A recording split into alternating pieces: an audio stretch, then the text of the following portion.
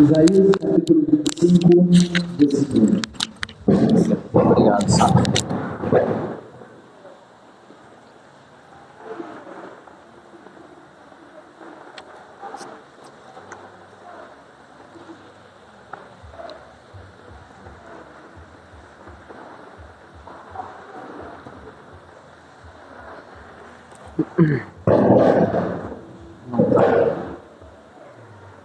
Isaías capítulo 25, versículo 1. Diz assim: Ó Senhor, Tu és o meu Deus. Exaltar-te-ei a Ti e louvarei o Teu nome. Porque tens feito maravilhas e tens executado os Teus conselhos antigos, fiéis e verdadeiros. Quando Isaías afirma que porque tens feito maravilhas, os teus conselhos antigos são verdade e firmeza, aqui ele está falando dos decretos eternos de Deus. E aqui também podemos ver o eco aqui da doutrina da predestinação e também da providência divina, Aquilo que Deus determinou antes da fundação do mundo é executado no tempo com perfeita fidelidade. Quando ele diz aqui os conselhos antigos, os teus conselhos antigos são verdade e firmeza, eles não mudam, porque procede de um Deus que é imutável, um Deus que não muda. Porque eles são verdade e firmeza, porque eles refletem o caráter santo e fiel do Senhor. Em outras palavras, Isaías aqui está dizendo o seguinte: tudo que o Senhor faz está de acordo com o que Ele eternamente planejou. Nada foge ao seu controle e tudo concorre para a manifestação da sua glória.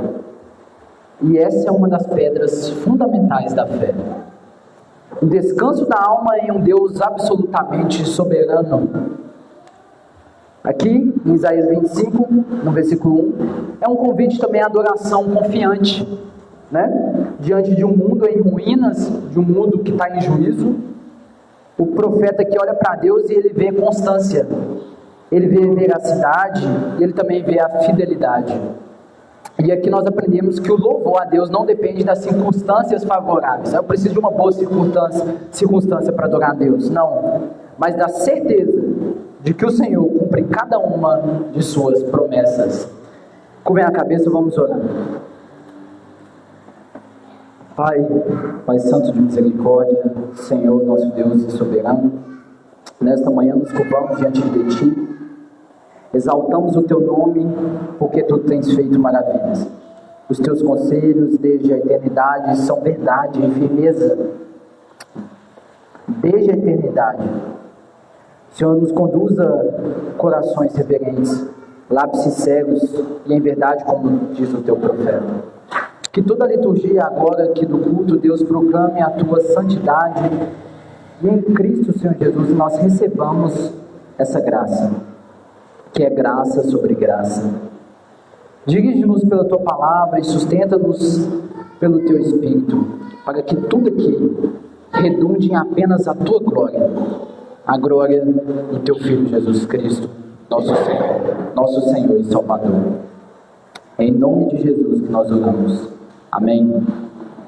Vamos à leitura da lei de Deus, Deuteronômio capítulo 5, do versículo 6 ao 21.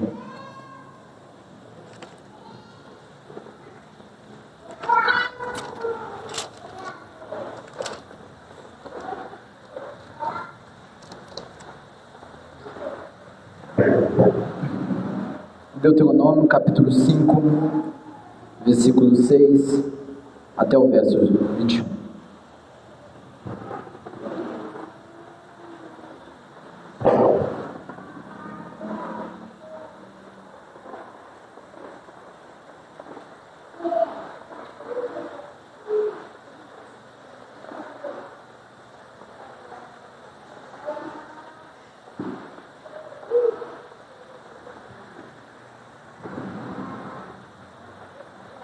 Deuteronômio capítulo 5, versículos 6 ao 21, vamos à leitura. Deus disse assim: Eu sou o Senhor, teu Deus, que te tirei do Egito, da casa da servidão. Não terás outros deuses diante de mim. Não farás para ti imagem de escultura, nem semelhança alguma do que há em cima do céu, nem embaixo na terra, nem nas águas debaixo da terra. Não as adorarás, nem lhes darás culto, porque eu, o Senhor, teu Deus, sou um Deus zeloso, que visita a iniquidade dos pais nos filhos, até a terceira e quarta geração daqueles que me aborrecem. E faço misericórdia até 1000 gerações daqueles que me amam e guardam os meus mandamentos. Não tomarás o nome do Senhor teu Deus em vão, porque o Senhor não terá por inocente o que tomar o seu nome em vão. Guarda o dia de sábado para o santificar, como te ordenou o Senhor teu Deus. 6 dias trabalharás e farás toda a tua obra, mas o 7º dia é o sábado do Senhor teu Deus. Não farás nem o trabalho, nem tu, nem o teu filho, nem a tua filha, nem o teu servo, nem a tua serva, nem o teu boi, nem o teu jumento, nem animal algum teu, nem o estrangeiro das tuas portas para dentro, para que o teu servo e a tua serva descansem como tu. Porque te lembrarás que foste servo na terra do Egito, e que o Senhor teu Deus te tirou dali com a mão poderosa e braço estendido, pelo que o Senhor teu Deus te ordenou que guardasses o dia de sábado. Honra a teu pai e a tua mãe, como o Senhor teu Deus te ordenou, para que se prolongue os seus dias e para que te vá bem na terra que o Senhor teu Deus te dá. Não matarás, não adulterarás, não furtarás, não dirás falso testemunho contra o teu próximo, não cobiçarás a mulher do teu próximo, não desejarás a casa do teu próximo, nem o seu campo, nem o seu servo, nem a sua serva, nem o seu boi, nem o seu jumento, nem coisa alguma do teu próximo. Irmãos, temos um momento agora no culto que é a confissão dos nossos pecados que cometemos durante a semana. Possamos pedir a Deus verdadeiramente arrependimentos sinceros e genuínos. Vou dar 1 minuto para a congregação se arrepender, confessar seus pecados. Logo após, vou estar orando conosco e pela congregação. Podemos iniciar.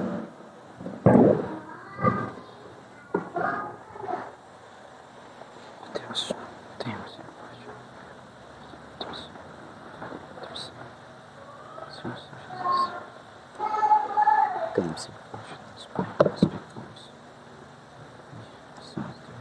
pecados. Precisamos de Ti, mais do que todas as vezes, Pai. Carecemos da Tua graça. Sejamos pecados contra o Senhor. Falhamos, erramos. Precisamos de Ti mais do que todas as coisas. Cometemos pecados odiosos. Nos ajude, ó Deus. Coloque em nós um prazer meditar no Tua Santo de dia e de noite. Coloque em nós, Pai, sentimentos de verdade e arrependimentos. Pecamos contra o nosso cônjuge, contra a nossa esposa, contra os nossos filhos. Pecamos contra os nossos pais, pecamos contra Deus primeiramente, contra Cristo, Pai. Mas floresça em nós os frutos do Teu Espírito, Senhor Jesus, seja conosco, Pai. Floresça em nós, nos ajude, Santíssimo Deus. Tenha misericórdia de nós, Pai. Senhor nosso Deus, Santo, Justo, nesta manhã, Senhor Deus, nos prostramos diante da Tua presença, reconhecendo que temos pecado, Pai. Contra Ti, em pensamentos, palavras, ações, atos, durante a semana que se passou. Muitas das vezes deixamos de Te amar sobre todas as coisas, também de amar nosso próximo, como a nós mesmos, como diz a Tua palavra. Também fomos negligentes, ó Deus, em nossos deveres, tardios em orar, tardios, Pai, em buscar a direção das Tuas Escrituras, em estudar, em examinar, apressados, ó Deus, em buscar nossos próprios interesses. Tem misericórdia de nós, meu Deus. Lava-nos no sangue de Cristo, renove em nós um espírito reto, não nos afaste da Tua presença, como diz o Teu salmista, mas restaura a alegria da Tua salvação. Não nos afaste da Tua presença, Deus. Dá-nos corações quebrantados, que odeiam de verdade o pecado e que almeja, que ame, que busque a Tua santidade mais do que todas as coisas, a qual ninguém verá o Senhor.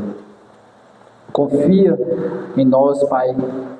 Coloque em nós uma confiança na suficiência, na cruz de Cristo, que é o que verdadeiramente precisamos mais do que todas as coisas. Onde ali, Pai, naquela cruz, nossos pecados foram perdoados e tua justiça foi nos imputada, de forma perfeita, a qual nenhuma condenação há para aqueles que estão em Cristo Jesus. Ó Deus, por amor do teu Filho, concede-nos graça para viver essa semana que está se iniciando. Senhor Jesus, em obediência à tua palavra, em obediência aos teus decretos, observando os teus decretos, a tua palavra, Senhor Jesus, com muita humildade e gratidão. Senhor Jesus, floresce em nós os frutos do teu Espírito Santo. Não deixe que o pecado sobressaia, não deixe que os erros errados sobressaiam, Pai, mas floresce em nós os frutos do teu Santo Espírito. Habite em nós, Pai, encha-nos do teu Espírito Santo. É em nome do Senhor Jesus Cristo que nós oramos e te pedimos. Amém. Nós vamos cantar o primeiro cântico, palavra cantada, Salmo 143, se trata a fraqueza do homem e a fidelidade de Deus. Cantemos toda a igreja. E ó minha alma, glorifica o teu Senhor, e durante a minha vida cantarei em seu louvor. Não confieis em governantes, nem nos homens para salvar. Seus projetos cessam todos quando o Espírito lhe sai.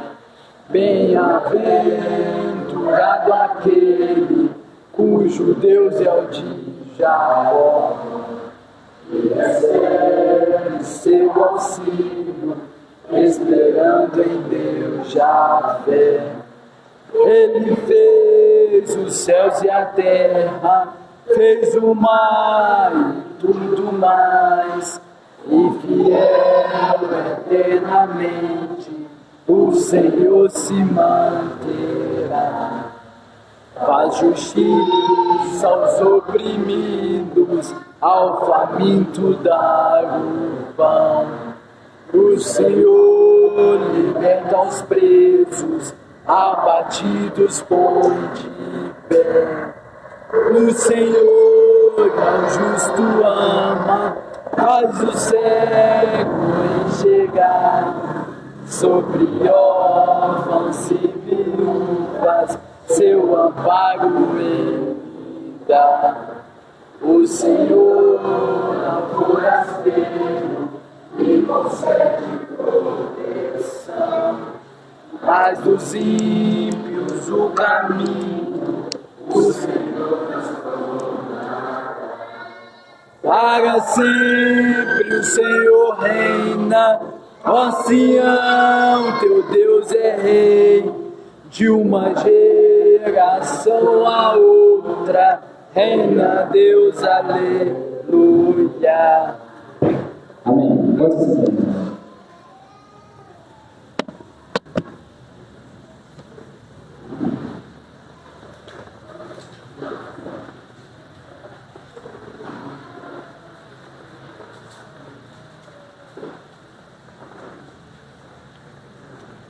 Vamos à leitura pública do Antigo Testamento, Êxodo capítulo 6.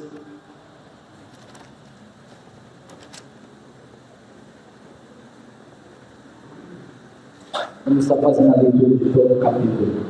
Êxodo capítulo 6.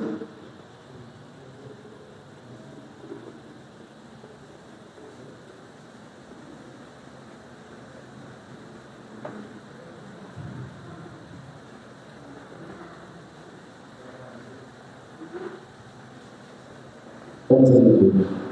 Disse o Senhor a Moisés: agora verás o que hei de fazer a Faraó, pois por mão poderosa os deixará, e por mão poderosa os lançará fora da sua terra. Falou mais Deus a Moisés e lhe disse: eu sou o Senhor. Apareci a Abraão, a Isaque e a Jacó como Deus Todo-Poderoso, mas pelo meu nome. O Senhor não lhes foi conhecido. Também estabeleci a minha aliança com eles, para dar-lhes a terra de Canaã, a terra que habitaram como peregrinos. Ainda ouvi os gemidos dos filhos de Israel, os quais os egípcios escravizavam, e me lembrei da minha aliança. Portanto, diz aos filhos de Israel: Eu sou o Senhor, e vos tirei debaixo das cargas do Egito, e vos livrarei da sua servidão, e vos resgatarei com o braço estendido e com grandes manifestações de julgamento. Tomar-vos-ei o meu povo, e serei vosso Deus, e sabereis que eu sou o Senhor vosso Deus, que vos tirou de debaixo das cargas do Egito. E vos levarei à terra a qual jurei a Abraão, a Isaque e a Jacó, e vos darei como possessão. Eu sou o Senhor. Desse modo falou Moisés aos filhos de Israel, mas eles não atenderam a Moisés, por causa da ânsia de espírito da dura escravidão. Falou mais o Senhor a Moisés, dizendo: vai ter um faraó rei do Egito, e fala-lhe que deixe sair de sua terra os filhos de Israel. Moisés, porém, respondeu ao Senhor, dizendo: eis que os filhos de Israel não me têm ouvido. Como, pois, me ouvirá o faraó? Como, pois, me ouvirá o faraó? Não sei falar bem. Não obstante, falou o Senhor a Moisés, e Arão lhes deu um mandamento para os filhos de Israel e para o faraó, rei do Egito, a fim de que tirassem os filhos de Israel da terra do Egito. Mas alguém só abaixou um pouquinho o microfone, está dando o microfone. São estes os chefes das famílias, os filhos de Rúben, o primogênito de Israel, Enoque, Palu, Ezerrom e Carmi. São essas as famílias de Rúben. Os filhos de Simeão são Gemuel, Jamim, Oade, Jaquim, Zoá e Saul, filho de uma cananeia. São essas as famílias de Simeão. São estes os nomes dos filhos de Levi, segundo as suas gerações, que é Gerson, Coate e Merari. Os anos da vida de Levi foram 137. Os filhos de Gerson são Libni e Simei, segundo as suas famílias. Os filhos de Coate são Elão, Isá, Hebron e Uziel. Os anos da vida de Coate foram 133. Os filhos de Merari são Mali e Muzi. São essas as famílias de Levi, segundo as suas gerações. Elão tomou como mulher a Joquebede, sua tia, e ela lhe deu a Arão e Moisés. Os anos da vida de Arão foram 137. Os filhos de Isá são Corá, Nefeg e Zicri. Os filhos de Uziel são Misael, Zafã e Citri. Arão tomou por mulher a Eliseba, filha de Aminadab, irmã de Naasson. E ela lhe deu à luz Nadab, Abiú, Eleazar e Itamar. Os filhos de Corá são Assi, Eucana e Abiasaf. São essas as famílias dos Coraitas. Eleazar, filho de Arão, tomou por mulher para si uma das filhas de Putiel. E ela lhe deu à luz Fineias. São estes os chefes de suas casas, segundo as suas famílias. São estes, Arão e Moisés, aos quais o Senhor disse: tirai os filhos de Israel da terra do Egito, segundo as suas hostes. São estes que falaram a Faraó, rei do Egito, a fim de tirarem do Egito os filhos de Israel. São estes Moisés e Arão. Nós temos um momento agora que é a oração pelas autoridades constituídas por Deus e nosso Pai. Vou estar fazendo oração e a igreja juntamente, com as suas cabeças, vamos orar pelas autoridades constituídas por Deus. Senhor, nosso Deus e nosso Pai, ó Deus, nesse momento de oração, te clamamos e te pedimos, ó Deus, pelo atual cenário da nossa nação do Brasil, pela República, Pai. Ó Deus, começando ali pelo presidente atual, Luiz Inácio Lula da Silva, também o STF, Senhor Jesus, todo o órgão legislativo, judiciário, administrativo, todos os poderes, Pai, que fazem parte da governamentação de nossa nação, de nosso Brasil.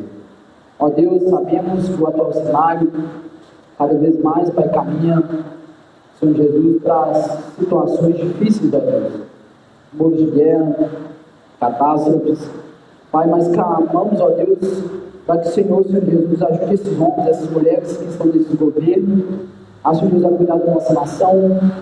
Deus, suplicamos para que o Senhor vai à corrupção do nosso país, ó Deus, e ajude esses governos, Pai, esses políticos, Pai, juntamente com os prefeitos, a Câmara de Vereadores, o Senado, os governadores, Senhor Jesus, os senadores, todos esses, ó Deus, que cuidam da nossa nação, da nossa cidade, dos nossos bairros. Pedimos, ó Deus, que o Senhor levante homens piedosos, mulheres piedosas, Senhor Jesus, que cuidam de verdadeiramente, que tenham apreço pelas pessoas, Senhor Jesus, que cuidem dessa parte, Senhor Jesus, da governança, Senhor Jesus. Levante homens piedosos, ajude esses homens. Que esses homens, Pai, corruptos, Pai, que cada vez mais fazem, Senhor, leis erradas, Senhor Jesus, às vezes leis para si mesmo, para beneficiar a si mesmo, que eles possam se arrepender dos seus atos odiosos. Que o Senhor Jesus traga arrependimento, traga conversão para essas pessoas, Pai. Traga conversão, só o Senhor pode tirar esse coração de pedra, Pai. Ser um coração arrependido, um coração de carne. Traga arrependimento e traga juízo, Pai, para esse povo. Ó Deus, para que eles possam se arrepender dos seus atos, que o povo venha ao ser pobre, pelo menos que a alma possa ser salva, Senhor Jesus. Esses homens que cometem esses atos odiosos, Senhor Jesus.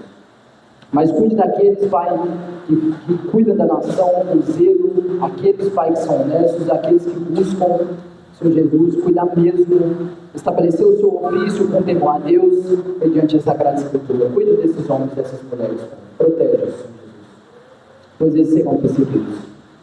Ó Deus, oramos também, Senhor Jesus, pela segurança pública do nosso país, da nossa nação. Começando ali pelo Exército, pela Marinha, pela Aeronáutica, também pelos policiais militares, pelos policiais penais, ó Senhor Jesus, os policiais civis, os policiais rodoviários federais, policiais federais, a Guarda Civil Municipal, o Senhor Jesus, os porteiros, os vigilantes, Senhor Jesus, todos esses, ó Pai, os delegados, todos esses que cuidam, Pai, da segurança pública da nossa nação.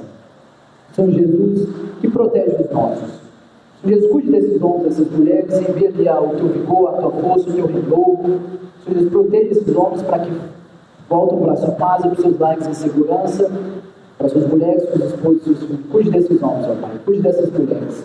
Que o bandido, Senhor Jesus, receba a sua devida culpa dos seus hábitos odiosos, Senhor Jesus. Que ele receba a sua punição. Ó Deus, oramos também, Senhor Jesus, pela autoridade medicinal, começando ali pelos médicos, os clínicos gerais, os farmacêuticos, os técnicos de enfermagem, Senhor Jesus, os psicólogos, Senhor Jesus, os psiquiatras, todos eles, Pai, que cuidam da saúde bucal também, da saúde mental, da saúde física de nossa nação, Senhor Jesus. Dê saúde a esses homens e essas mulheres. Cuide, Senhor Jesus, desses homens.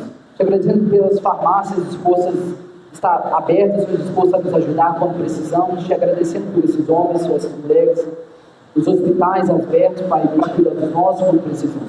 Cuide desses homens, Pai, dá força, dá vigor para que eles possam cuidar dos nossos.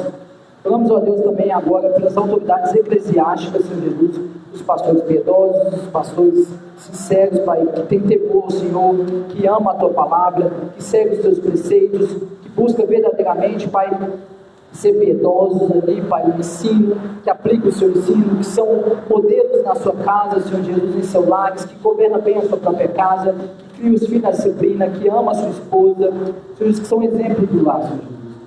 Cuide desses pastores, ajude esses pastores, Pai. Esses que estão escondidos, Pai, longe da igreja distante, Senhor Jesus, que muita gente não sabe, mas o Senhor sabe que eles estão lá. Cuide desses pastores. Ó Deus, que o falso profeta, Senhor Jesus, em receber o seu juízo, Pai. Senhor Jesus, que o falso ministro, Senhor Jesus, que cultua a Tua palavra, venha receber a Tua justiça e o Teu juízo. Ó Deus, e possa se arrepender dos seus atos. Oramos pelos pastores da Comunhão Batista Reformada do Sudeste, Senhor Jesus, todas as igrejas que estão na comunhão, a Igreja Batista Reformada Emanuel, que tem nos ajudado, que tem cuidado de nós, juntamente com a comunhão, os pastores, Pai, que estão na liderança, os pastores da Batista Reformada Emanuel, Renan, Jackson, Senhor Jesus, o pastor Tiago, que agora cuida da gente, Pai, durante tempo, Senhor Jesus, que o Senhor determinar, cuide da sua família, Senhor Jesus, manda a sua provisão, cuide de sua esposa, dos seus filhos, Pai, cuide ali, Senhor Jesus, do casamento deles, da casa deles, Pai, os pastores e líderes da Comunhão Batista Reformada do Sudeste, Senhor Jesus, protege os guardas, ajude eles, Pai, continue mantendo a fé, aumentando a sua fé, Pai, desses pastores, Senhor Pai, cuide-os, Pai, cuide de apostasia, cuide de cair, continue preservando a tua fé no meio desses pastores. Ó Deus, oramos pela Igreja Batista Reformada em Santa Luzia. Ó Deus, cada casamento, cada marido, cada esposa, Senhor Jesus, os filhos, Senhor Jesus, oramos pelos solteiros da Batista Reformada em Santa Luzia, os viúvos, ó Deus, as crianças, Pai, proteja essas crianças das escolas, do pedófilo, do estuprador, do homem mau, do homem perverso, Senhor Jesus. Senhor Jesus, aumente cada vez mais o amor do marido para com sua esposa, o amor da sua esposa para com seu marido, que possa haver ali, Pai, o respeito, Senhor Jesus, o temor do Senhor da Escritura, que eles possam amar Cristo mais do que um ao outro, Senhor Jesus, que eles possam, Senhor Jesus, estar submissos à palavra de Deus. Ó Deus, que coloque o respeito desses filhos pelos seus pais, temor, Senhor Jesus, obediência a Deus e aos seus pais. Oramos pelos enfermos, Senhor Jesus, da Igreja Batista Reformada Santa Luzia, Lucas e Emanuel, que estão com sintomas gripais fortíssimos, pais, e não conseguiram estar no culto. São dois que não gostam de voltar no culto, que gostam de estar no culto. Guarda, envia o teu renovo, Senhor Jesus, envia a tua saúde, que possamos ajudá-los quando precisar. Senhor Jesus, que eles possam estar revigorados e aqui conosco no próximo domingo. Ó Deus, oramos pelas gestantes que estão prestes a dar luz, conceda uma boa equipe médica, Senhor Jesus, a essas gestantes. Senhor Jesus, conceda um bom hospital, cuide da saúde delas, conceda um parto tranquilo, com uma boa equipe, bons médicos, Pai, e cuide dessas gestantes. Senhor Jesus, oramos, Pai, por todos os irmãos da Igreja Batista Reformada Santa Luzia, os visitantes. Senhor Jesus, que eles possam entender a Tua Palavra, amar a Tua Palavra, amar Cristo acima de todas as coisas, e que possamos refletir isso, Pai, no meio do nosso testemunho. Senhor Jesus, oramos pelos processos judiciais na justiça da Igreja Batista Reformada Santa Luzia, dos irmãos, conceda a causa ganha, Pai, de acordo com o Teu querer e a Tua justiça, Senhor Jesus. Tudo isso nós oramos e te pedimos em nome do Senhor Jesus Cristo. Amém. Irmãos, vamos todos de pé, o segundo cântico a Deus, Salmo 2, parte A. Aqueles que podem ficar de pé, ficam de pé. Esse salmo se trata do reinado do ungido de Deus. Cantemos todos. Amotinam as nações, os povos sempre em verdade.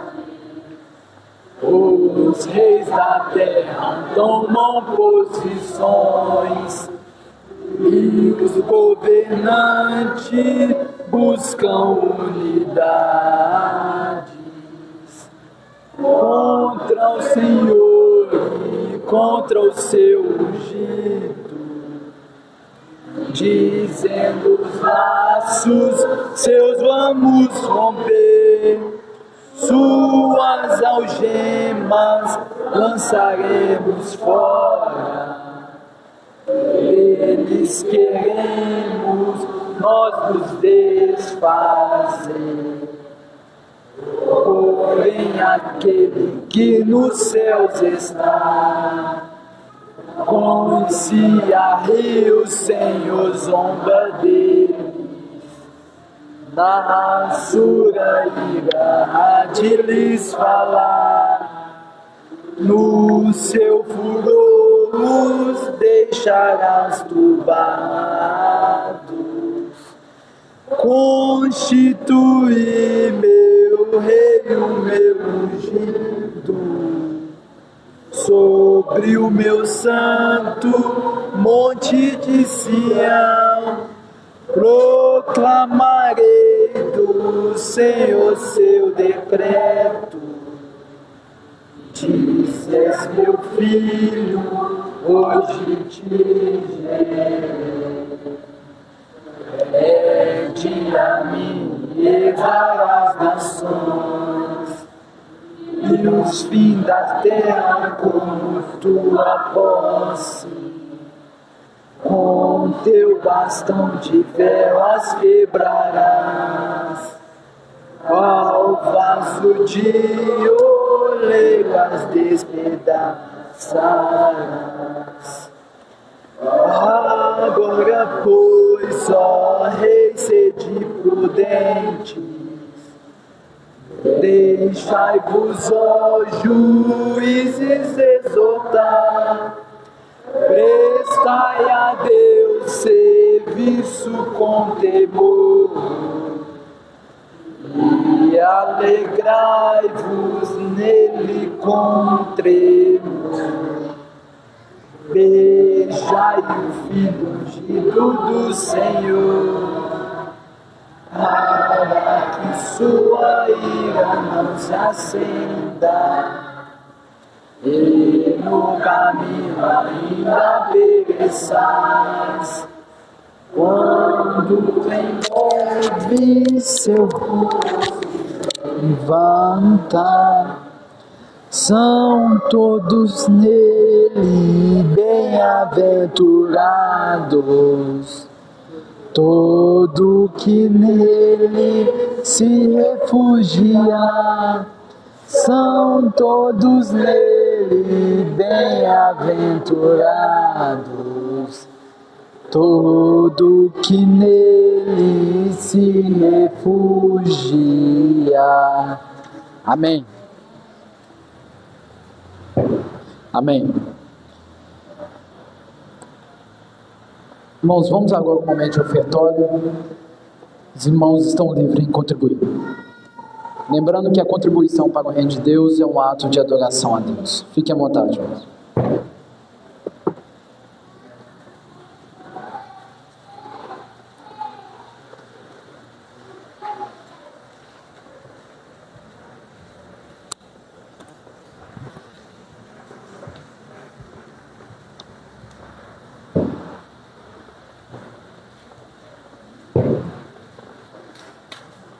Irmãos, aqueles que quiserem contribuir de forma online, a gente providenciou um QR Code, está em cima da mesa, próxima à escada. Os irmãos podem fazer ao final do culto, aqui, aqueles que quiserem contribuir de forma online, né? Todos de pé, vamos à oração que o Senhor Jesus Cristo nos ensinou. Logo após, vamos nos preparar para o sermão.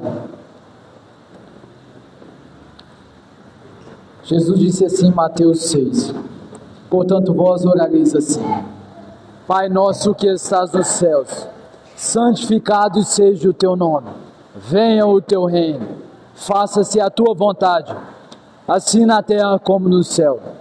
O pão nosso de cada dia dá-nos hoje, perdoa-nos as nossas dívidas, assim como nós temos perdoado aos nossos devedores, e não nos deixes cair em tentação, mas livra-nos do mal, pois teu é o reino, o poder e a glória para sempre. Amém. A palavra está com o pastor Tiago.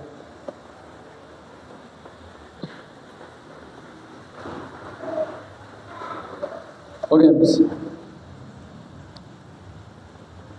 Santo Deus, eis aqui o teu servo. Nós te agradecemos, ó Deus, por tudo que o Senhor já tem feito desde o início do culto ao Senhor, desde o início do EBD. O Senhor tem falado com nós. Nesse momento, ó Deus, nós te pedimos que o Senhor continue falando conosco, coloque nossa mente atenta à Tua palavra, use o Teu servo, Pai, da maneira como o Senhor quiser usar, use ele para ir para aqui, possa expor, Pai, as Tuas escrituras, Pai, o deleite da nossa alma, Senhor Jesus. Em nome do Teu Filho, Jesus Cristo. Amém. Amém, Santo. Tá. Trazer uma água. Aqui, ó, tem um copo aqui que eu não bebi, tá? Copo de água. Vai ficar intacto. Sim. Perfeito.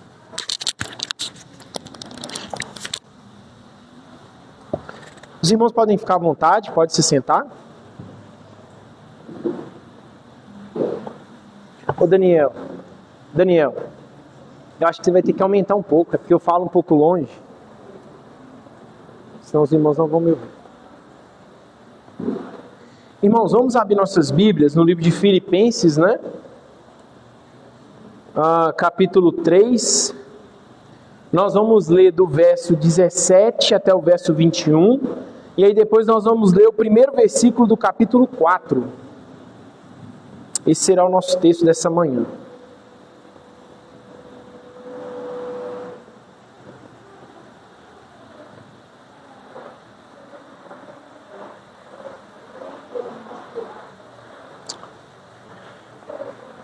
Feche os olhos um segundo. Senhor, essa é a Tua palavra. Senhor, nos ajude a nos mantermos fiéis, Deus, à verdade revelada do Senhor. Deus, as minhas palavras só podem alcançar os ouvidos, mas o seu Santo Espírito, Deus, age de forma miraculosa e aplica essa palavra na vida, Deus, do pecador. E o teu Santo Espírito também faz com que esse pecador produza bons frutos, frutos de arrependimento, frutos que glorificam o teu nome. Senhor, e quando a palavra nos encontra, que nos transforma, nós então, Deus, somos feitos conforme a imagem de Jesus Cristo. Nós somos uma imagem imperfeita, mas nós refletimos a verdade de Cristo, porque o próprio Deus habita em nós, e nós te louvamos por isso. Te pedimos também que o Senhor haja com graça e misericórdia, não só com essa igreja local, mas com todas as igrejas que estão espalhadas nessa terra, que observam hoje como sendo o dia do Senhor e louvam a ressurreição de Cristo, proclamam essa verdade, e que almas possam ser alcançadas, vidas possam ser transformadas, e que o reino de Cristo continue crescendo e avançando para a glória do teu santo nome. É o que nós te pedimos, te louvamos e bendizemos ao Senhor. Muito obrigado. Amém. Meus irmãos, antes de fazermos a leitura, os irmãos já perceberam que eu sempre gosto de começar com um breve resumo do que nós vimos na última semana. E eu queria relembrar os irmãos do sermão não da semana passada, mas da semana retrasada, quando nós estudamos ainda no capítulo 3, e nós vimos dos versos 1 até o verso 11, quando Paulo combate os falsos mestres, né? Homens que estavam tentando espalhar o falso ensino aqui na igreja de Filipos. Nós vimos que esse grupo era chamado de judaizantes, né? E Paulo repreende esses homens com muita firmeza. Eles estavam atacando a base da doutrina da salvação pela graça, né, mediante a fé em Cristo, e aí isso figurava uma ameaça para a igreja, né, uma ameaça para a saúde espiritual da igreja.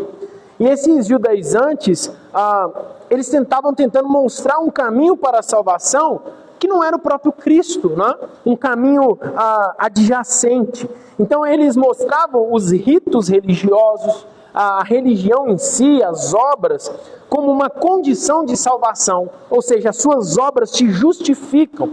Então, eles estavam distorcendo a realidade, eles estavam negando a suficiência de Cristo, eles estavam negando Cristo como perfeito mediador, como elo inquebrável entre Deus e os homens, a pessoa do Cristo. E aí Paulo chama esses homens de cães, no pior sentido do termo. Cães que estavam trabalhando contra a igreja, que estava tentando desconstruir aquilo que o apóstolo havia construído com essa doutrina, né? E agora, quando nós olhamos para os versos 17 ao verso 21, olha para vocês verem que curioso, Paulo vai combater agora o outro extremo. Olha como tinha problemas sérios aqui na igreja de Filipos. Se de um lado tinha os judaizantes que estavam ensinando que as obras te levam para o céu, agora do outro lado tem um grupo chamado libertinos, que eles vão falar, sabe o quê? Se você foi salvo, não tem mais com o que se preocupar. Você pode viver sua vida da forma que você quiser. Não tem problema você continuar pecando, porque as suas obras não importam. Olha os extremos. Um queria dizer que a obra que te salva não é Cristo. E o outro está dizendo que a obra não é Cristo que te salva. Então se Cristo te salva, a obra não importa. Pode viver uma vida de pecado. Está tudo tranquilo, você está justificado. Porque a salvação é pela graça. Meus irmãos, nós vamos aprender hoje que nós temos que fugir dos extremos. Nem 8, nem 80, nem muito ao céu, nem muito ao mar. Porque normalmente quem tenta ser rigoroso demais e tenta puxar a rédea para cima, vira um legalista, vira um fariseu. Ele começa a colocar peso nas costas dos outros que não existe. Ele quer falar o que a Bíblia não fala.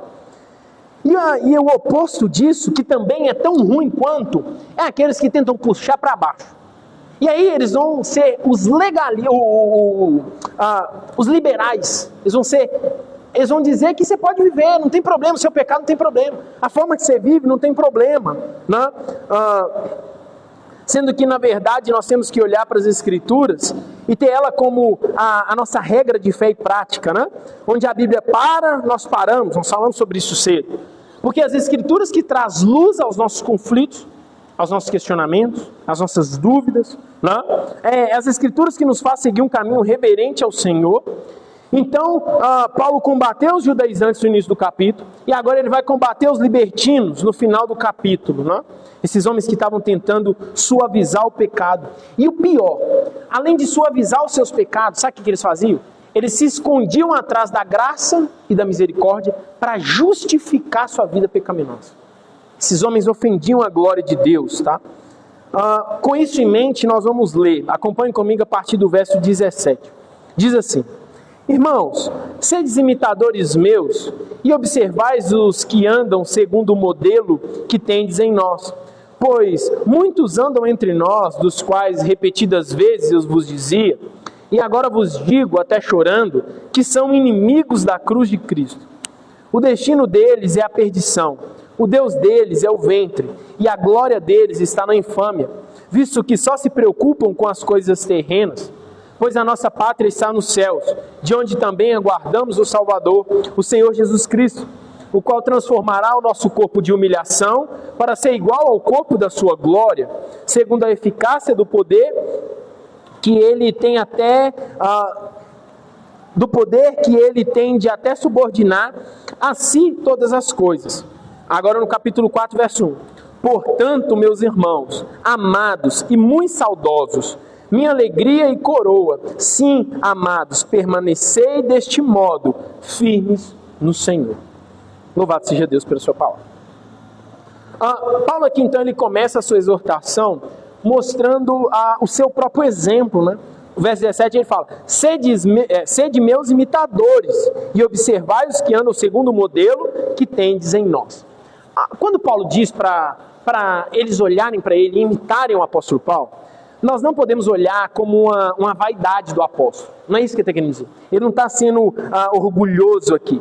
Ele está falando para os irmãos de Filipe o imitarem, porque assim eles estariam vivendo de acordo com a verdade da cruz, de maneira humilde, santa, buscando a perfeição que Paulo falou anteriormente, que era se parecer com Cristo. Uma perfeição inalcançável aqui, mas uma perfeição que nos espera e nos aguarda, não é?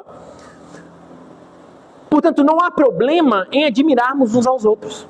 Não há problema em um cristão admirar o outro cristão. Sabe por quê? Porque quando nós estamos admirando pessoas santas, quando nós estamos admirando pessoas salvas, e aqui, entendam, não estou falando de idolatrar de forma alguma, estou falando de admiração mútua, tá?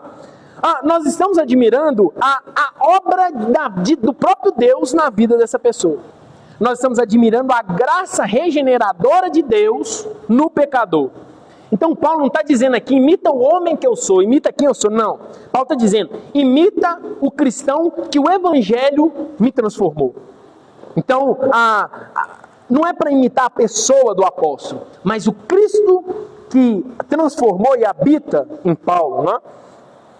A admiração que nós temos uns pelos outros, meus irmãos, de forma indireta, é um ato de louvor à obra do Espírito do próprio Deus que transformou e habita nessa pessoa, né? Então nada mais é do que uma edificação mútua, uma admiração mútua, um crescendo com o outro, um admirando o outro. É preciso esse Espírito entre nós, né? É olhar para o irmão e ver quem ele é, e ver até onde ele já chegou, e ver o que a obra do Evangelho já fez na vida dele, o quanto ele cresceu, o quanto ele amadureceu. É isso que Paulo está querendo dizer, né? Então, e quando nós olhamos para a vida do apóstolo, nós vemos que há essa mudança drástica na vida dele. Um homem que era perseguidor, um homem que matava, um homem que perseguia a igreja, que perseguia o próprio Cristo. Agora é um homem íntegro, íntimo de Deus, conhecedor de maneira profunda das verdades da salvação. Mas tem um outro ponto.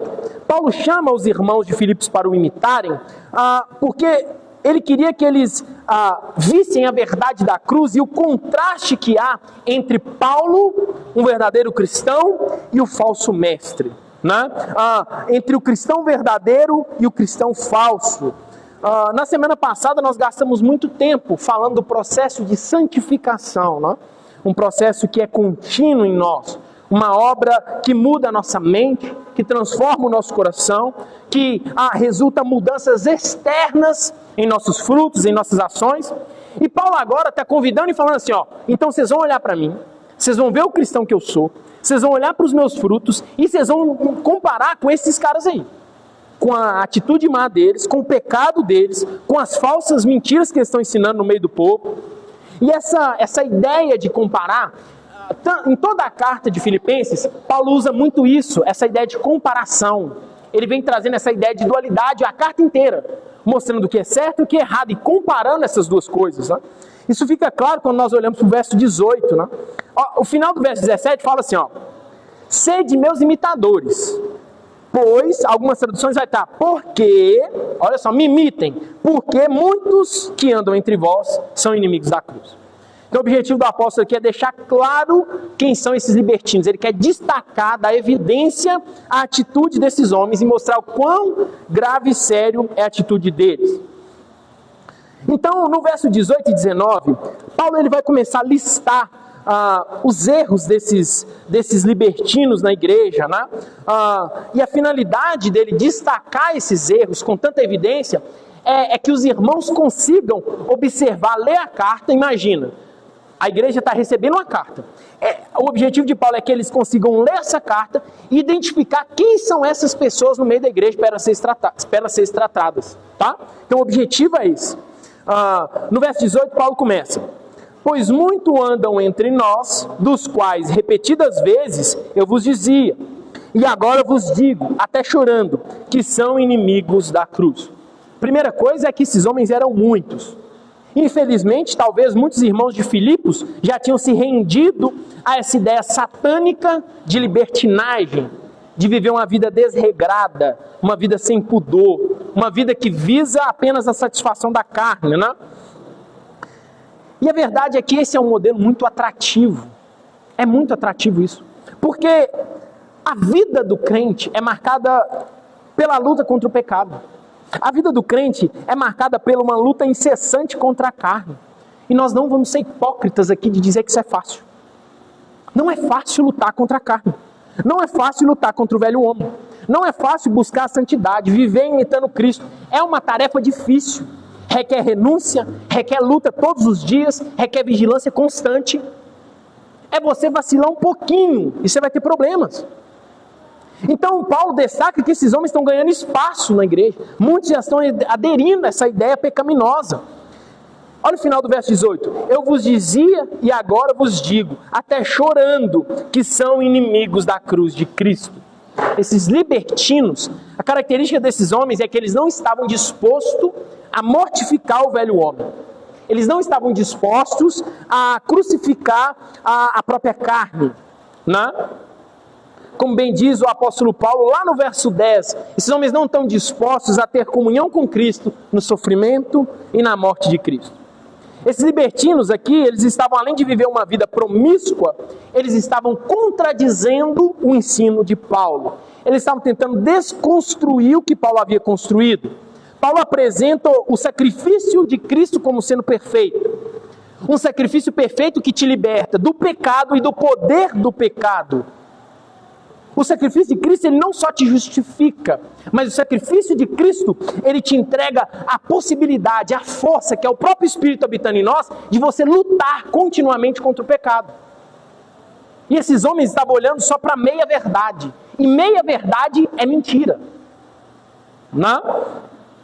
Então, eles estavam negando esse sacrifício de Cristo como sendo o poder que nos liberta do aguilhão do pecado, né, que nos faz novas criaturas, do pecado que não pode mais dominar o crente. Essa parte esses homens estavam largando de lado. Verso 19. O destino deles é a perdição, e o Deus deles é o ventre, e a glória deles está na infâmia, visto que só se preocupam com as coisas terrenas. Não há rodeios aqui. Paulo não rodeia, ele vai direto. Ele é muito incisivo. Ele é direto para dizer o destino de quem age assim. De todos aqueles que estavam também adotando essas práticas na sua vida pessoal. O destino desses homens é a perdição. E perdição, leia-se aqui como o resultado final das suas obras más. O lugar ao qual Deus lançará os seus inimigos, e lá eles receberão o derramar do furor da ira desse Deus vivo. Um lugar onde a Bíblia nos diz que haverá choro e ranger de dentes. Porque tem gente que olha para esse termo perdição, e não é incomum, tá? Tem gente que olha para a perdição e interpreta isso como sendo o que eles chamam de aniquilacionismo. É como se o castigo do ímpio fosse ele deixar de existir. Morreu, acabou, sua existência acaba. É um ponto final. Isso é uma mentira. Não é um ponto final. Não é um ponto final nem para os santos, nem para os ímpios. Porque o fim dos inimigos de Deus é o inferno. É a eternidade também, mas uma eternidade de sofrimento. O fim daquele que vive uma vida regada por pecado, o fim daquele que vive uma vida regada por libertinagem, que satisfaz o desejo da carne, é o lago que arde em fogo e enxofre. Ao contrário de simplesmente deixarem de existir, no inferno esses ímpios estarão conscientes, sabendo quem eles foram, sabendo que eles ofenderam a Deus, sabendo que eles rejeitaram Cristo, recebendo as consequências das suas obras más, pelos séculos dos séculos dos séculos dos séculos. E às vezes a gente esquece disso. É a eternidade. É a eternidade de bem-aventurança em Deus para os santos e uma eternidade de dor, sofrimento e morte para os ímpios. Tem gente que acha que a pior parte do inferno é que Deus não vai estar lá. Mas isso é uma mentira. Sabe qual é a pior parte do inferno? O pior sofrimento do inferno é a presença do próprio Deus lá. Mas não é uma presença graciosa, amorosa, condescendente, não. É uma presença com derramar da sua ira.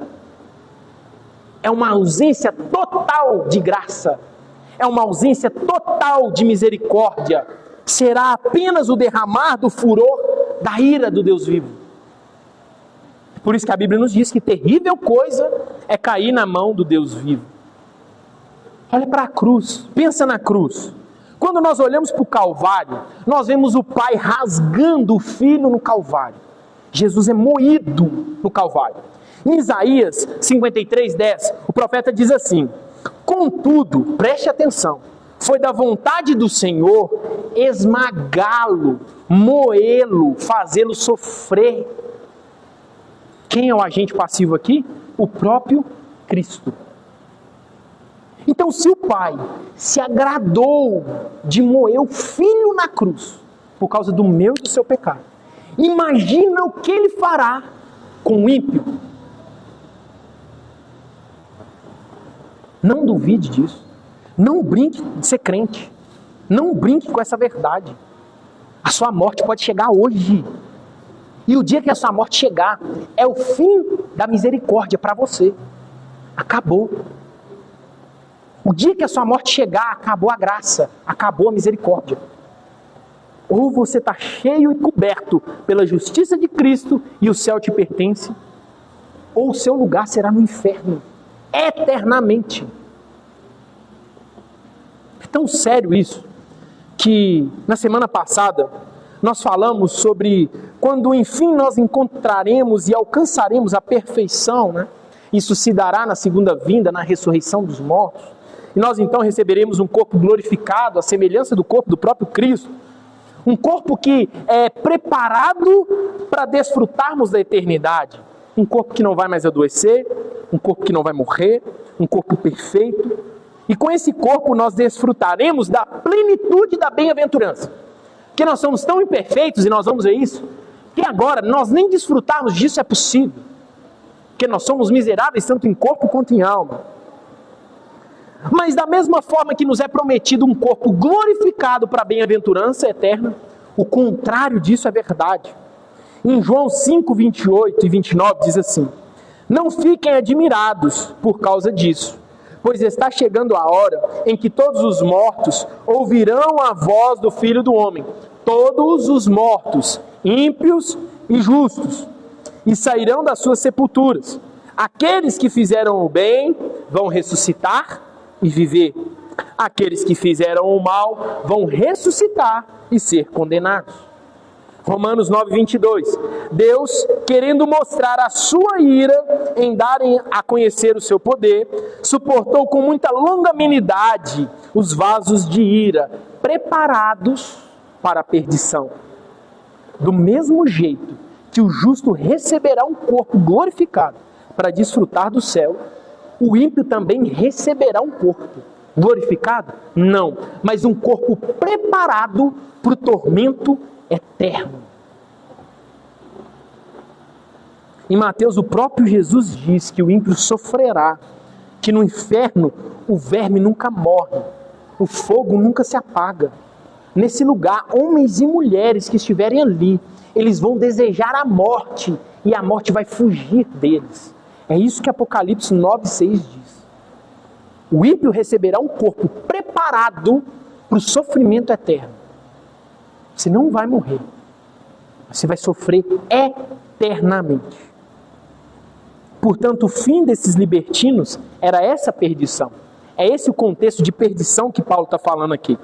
E não só deles, mas todos aqueles que estão seguindo o caminho, que estão achando que está tudo bem, que esse modo de viver é agradável, e estão seguindo o trilho, né? Paulo continua no verso 19. O Deus desses homens é o seu próprio ventre, né? Paulo não está querendo aqui se referir na literalidade, dizendo que o Deus desses homens era o seu próprio estômago, ventre no sentido de estômago, fazendo talvez uma alusão à glutonaria. Não.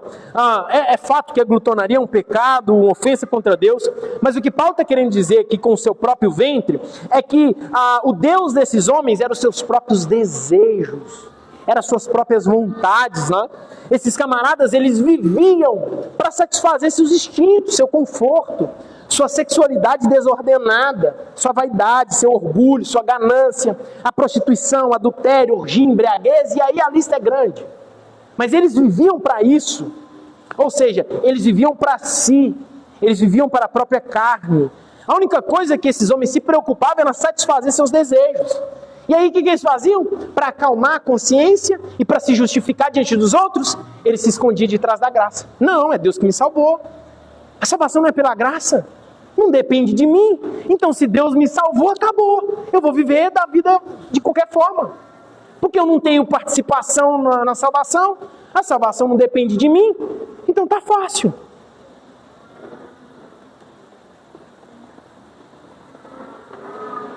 Provavelmente eles deviam até usar as próprias palavras de Paulo, né? Onde abundou o pecado, superabundou a graça. Então vamos pecar demais, porque a graça vai suprir esses pecados, não é verdade? Mas por mais absurdo que pareça, essa era a lógica desses homens. E por mais absurdo que pareça, tinha irmãos seguindo esse caminho. Seguindo isso e abraçando esse falso ensino. Final do verso 19. E a glória deles está na infâmia, visto que só se preocupam com as coisas terrenas. Esses homens, além de distorcerem o evangelho e viverem uma vida entregue às mazelas da carne, eles ainda se gloriavam disso. Olha o perigo. Olha o que o pecado vai fazendo. O pecado vai cauterizando. Enquanto ele está só na mente, ele ganha o coração. Ele ganha atitude externa. E o próximo passo é perder a vergonha. Você não tem mais vergonha do que você faz. Não tem problema os outros saberem, não. E aí você olha para você ver como que é progressivo o pecado. O que estava na mente ganha atitude, aí você faz escondido no seu quarto. Só que você acostuma tanto com isso que isso ganha luz. E aí depois você começa a pegar a própria Bíblia e justificar o seu pecado. Exatamente isso que eles estão fazendo. É como se eles achassem assim, não, a gente sabe tanto, a gente entende tanto das Escrituras, que nós temos uma liberdade grande. A liberdade de pecar, porque é pela graça que nós somos salvos. Paulo está certo. É um dom de Deus, é Deus que salva, não somos nós. Então se é Deus que salva, eu posso viver do jeito que eu quiser, porque Ele já me salvou. Não é difícil nós olharmos para pessoas que nós conhecemos e vemos pessoas que não se importam mais em ter várias mulheres, em trair seu cônjuge, em viver uma vida de bebedice, e eles se acham bonito. Quando nós olhamos para dentro da igreja, o pecado só muda de roupa. O coração é o mesmo, só muda as atitudes externas. Porque quando nós olhamos para dentro da igreja, às vezes nós vemos pessoas que se gloriam das suas práticas espirituais. Olha como eu sou santo. Na verdade, O coração dele está cheio de orgulho, cheio de si, cheio de vanglória. Pessoas que agora com a época de internet, né? Se jejum posta, se vai ler a Bíblia posta, se tudo posta. Estou falando que é problema fazer isso. O que eu estou falando é que o problema é você fazer isso querendo reconhecimento, querer demonstrar uma santidade que na verdade não existe em você. Pessoas que adoram apontar falhas e defeitos dos outros e se escondem atrás de uma falsa moralidade. Quando o pecado do irmão ganha luz, ele aponta o dedo. Mas no íntimo ele comete o mesmo pecado. Pessoas que se vangloriam no conhecimento. Olha como eu sou um bom teólogo. Olha como eu conheço. Olha quantos livros eu já li. Olha, eu sou um reformado, um calvinista. Olha só para vocês verem. Como eu sou bom. Como eu cresci. Olha só. Como eu sou um cristão evoluído. Mas é vaidade isso. Ego. Vaidade de vaidade. Tudo é vaidade. Porque a ironia, principalmente com essa questão reformada, principalmente pessoas que têm contato com a doutrina reformada e o que ele quer é discutir com os outros. Ele quer ter razão no Facebook, ele quer ter razão no Instagram, ele quer ter razão em discussões, ele quer vencer debates. Olha como eu sei e você não sabe. Onde que isso te leva? Isso te leva para onde? Em lugar nenhum. E o que é irônico é que essa mesma pessoa que agora se acha o maioral e o entendido, pouco tempo atrás ele estava perdido num evangelicalismo morto. E aí Deus é gracioso e abre os olhos dele, e ao invés dele ser condescendente, amoroso, paciente com os que estão perdidos, ele quer apontar o dedo. Para onde ele estava lá. Aí quando ele consegue sair um pouquinho, ele aponta para o dedo e ri do que está lá. Infelizmente, esse evangelho denominado como reformado e calvinista, o maior problema disso é o orgulho. O maior problema disso é o orgulho. Normalmente quem tem contato com a doutrina reformada, a primeira coisa que ele faz é querer denegrir o outro, é querer achar problema no outro, é querer discutir, é querer ter razão, é querer se achar o melhor. Achar que a igreja dele é certa, que o outro é errado, e que o outro não é crente, que ele vai para o inferno. Isso é um problema.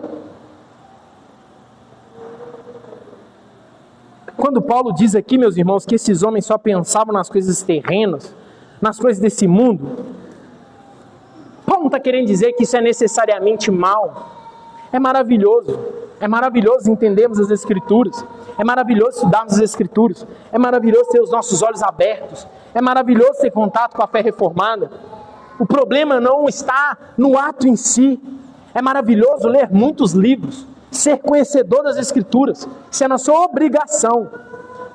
E também nas questões cotidianas, é maravilhoso ter um bom emprego, ter um bom carro, buscar ter um salário melhor, poder desfrutar de coisas boas, os jovens dedicar aos estudos, ter bons empregos. Isso é maravilhoso. Procurar um bom marido, uma boa esposa, uma especialização profissional, abrir seu próprio negócio, ter condição financeira muito boa. Não tem problema nenhum nisso. Não tem problema nessas coisas em si. O problema está quando essas coisas dominam o seu coração. O problema está quando você vive em função disso. O objetivo da sua vida é ter dinheiro. Aí você tem um problema. O objetivo da sua vida é só o seu casamento. Você tem um problema. O objetivo da sua vida é ser um médico. Você tem um problema. É isso que te resume? Desculpa, sua vida vai passar sim. É assim que esses homens agiam. O Deus deles era o prazer, a satisfação carnal. Né? Eles se deleitavam em práticas ilícitas, imoralidades sexuais, e por aí vai. Né? Quando nós olhamos para o verso 18, Paulo ele está em lágrimas, ele chora ao escrever essa carta, e ele mesmo diz, né? Repetidas vezes eu vos dizia, e agora vos digo chorando. Eu não lembro, pode ter, mas eu não lembro de nenhuma carta de Paulo que ele tenha escrito nesse nível de contrição, de tristeza, de melancolia. Né? Talvez a carta de 1 Coríntios, né? Mas é bem provável que Paulo olha para os irmãos de Filipe e vê que eles estão aderindo a isso. Que essa ideia maluca está ganhando força dentro da igreja. né? E isso o leva às lágrimas, ele está angustiado, é como se falasse assim, eu já falei com vocês tantas vezes, eu já expliquei, eu já falei, fuja desses homens, eles são inimigos de Deus, o fim deles é o inferno, eles só pensam em si, eles só pensam no aqui, no agora. Ao invés de imitá-los, imitem a mim, imitem o Cristo que habita em mim.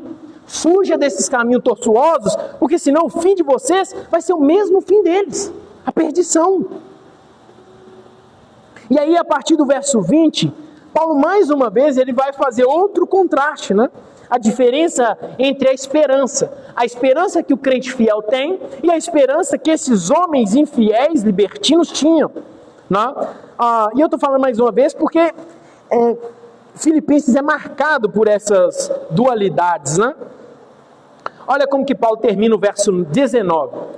Eles, porém, eles pensam somente nas coisas deste mundo.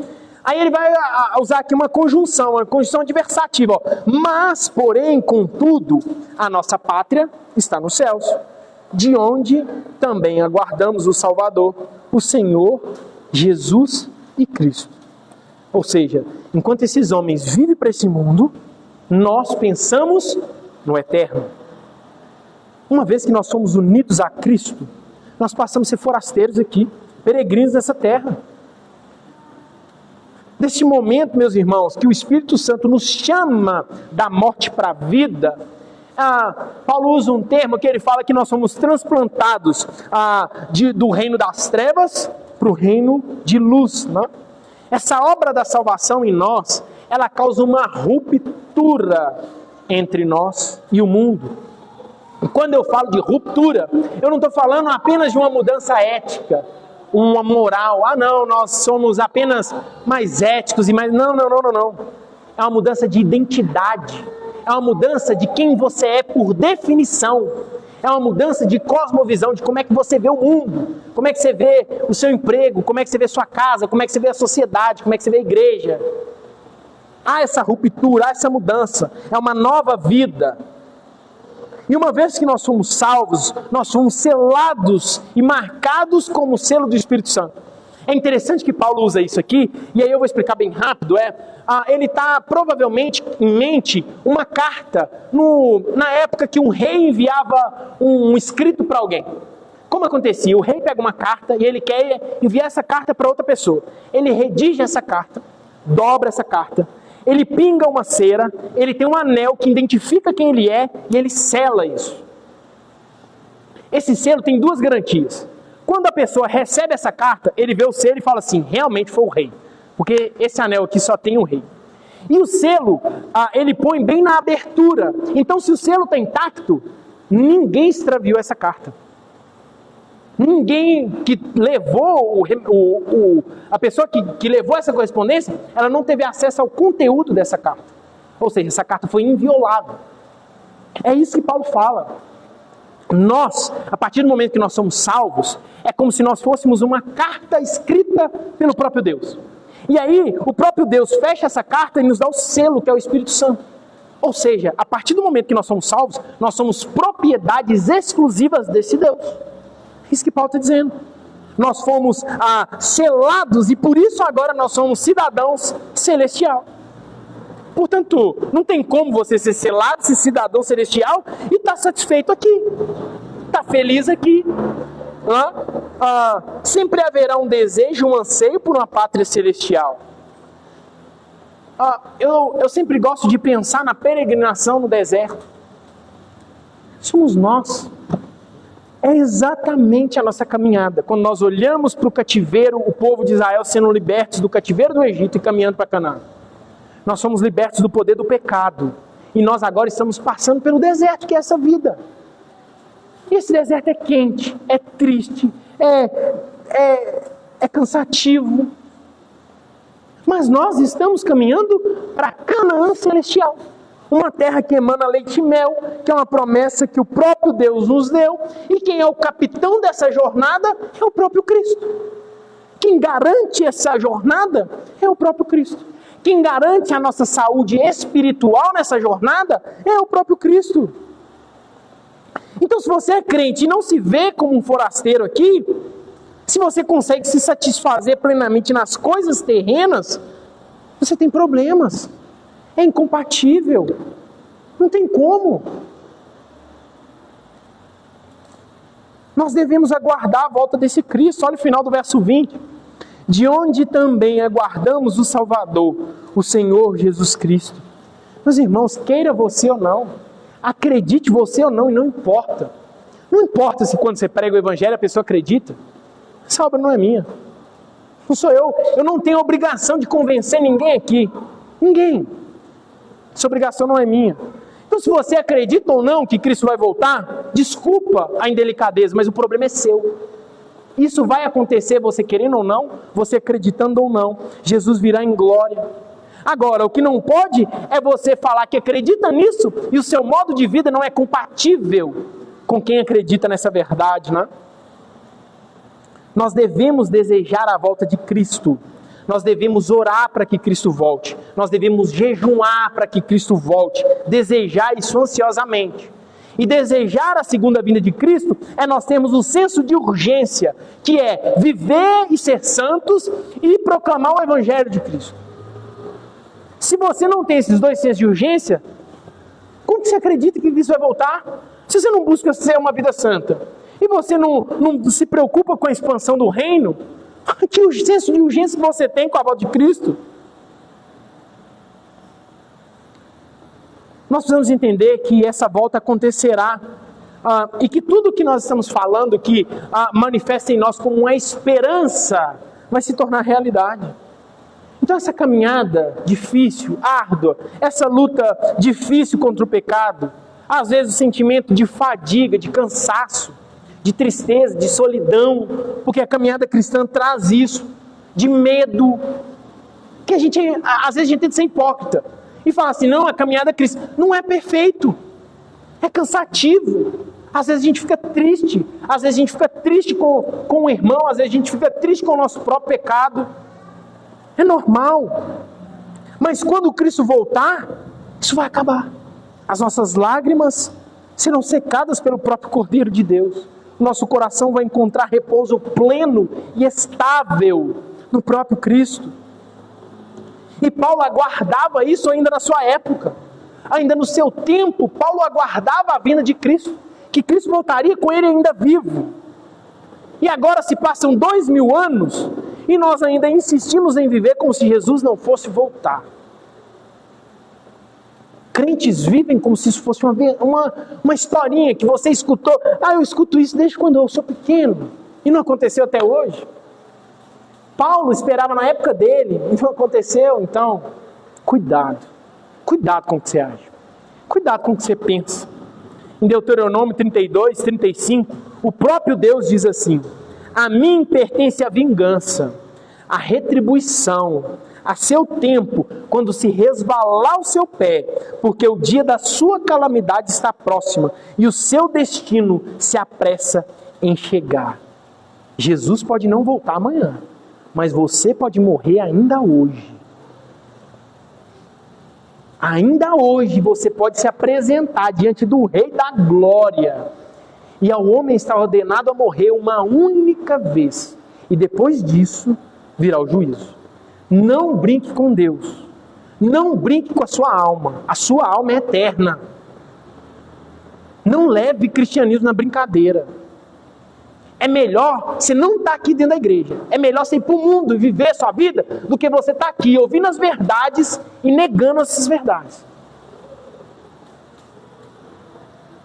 Verso 21.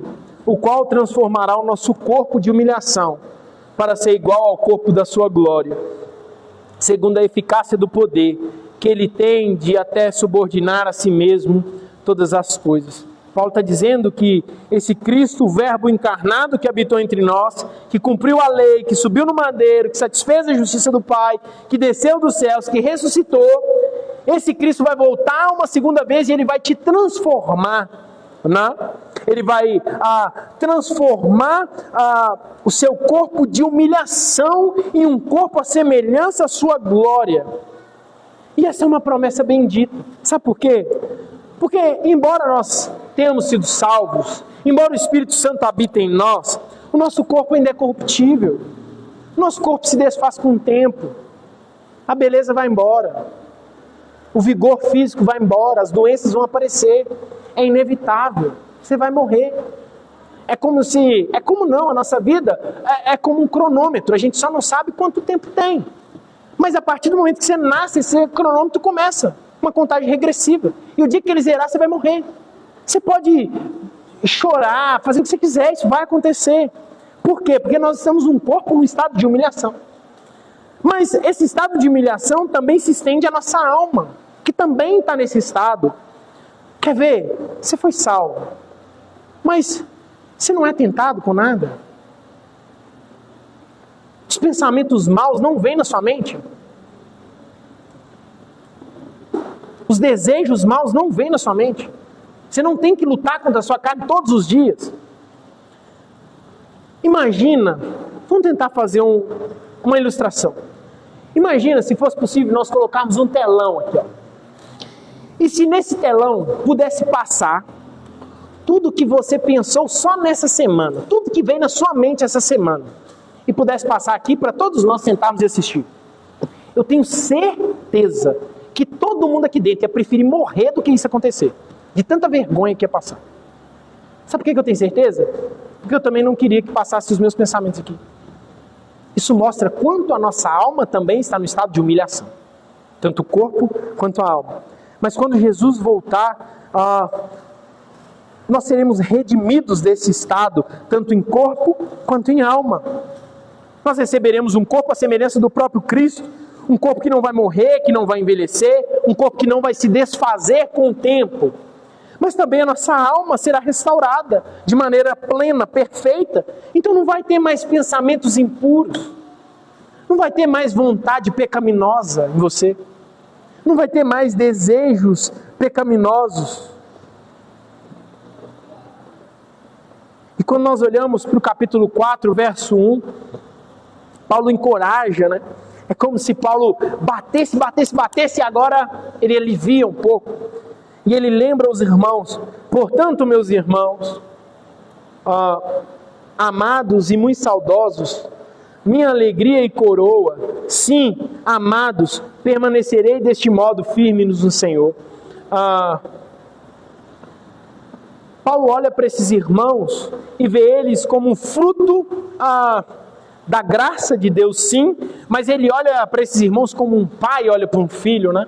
Vocês são frutos da minha alegria, porque Paulo é quem plantou essa igreja, né? Então é como se Paulo, ele olha para os filhos dele na fé, por isso que ele fala nesse tom tão fraternal e tão íntimo aqui, né? E Paulo está encorajando esses irmãos a se manterem firmes, a fugir desse extremismo, de querer ser o dono e o doutor da lei, mas também achar que a vida em santidade pouco importa.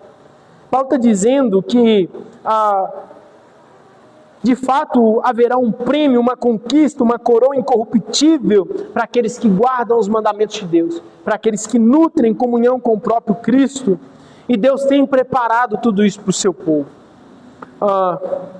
E eu gostaria de fazer duas aplicações para nós desse texto em nossas vidas. A primeira delas é que a igreja visível de Deus sempre apresentará problemas. Uma igreja sempre terá que lidar com problemas de toda natureza. Porque aqui é uma reunião de pecadores.